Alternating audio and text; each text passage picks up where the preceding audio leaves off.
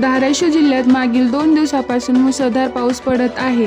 तेर या गावाजवळ असलेला तेरणा मध्यम प्रकल्प ओव्हरफ्लो झाला आहे। धरणातून जास्त वेगाने नदीपात्रात पाण्याचा विसर्ग सुरू असल्याने नदीकाठच्या गावांना सतर्कतेचा इशारा देण्यात आला आहे। आमचे प्रतिनिधी ॲडव्होकेट राकेश पवार यांनी धरण परिसरातील नागरिकांसोबत संवाद साधला आहे। तेरणा मध्यम प्रकल्प आज 100% भरून गेल्या 48 तासापासून पाण्याचा विसर्ग खूप वाढला आहे आणि गावामधील सगळे रस्ते पाण्याखाली झाकून गेलेले आहेत। त्याच्यामुळे नागरिकांना येण्या जाण्यास खूप त्रास होत आहे। गेल्या 24 तासापासून लाईटीचा बिल बंद झालेला आहे।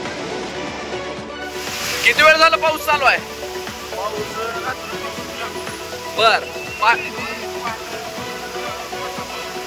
बर लाईट वगैरे आहे का गावात?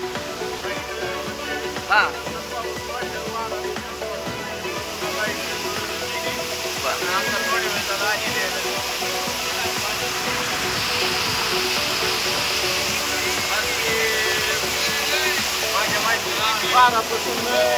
पाणी चालू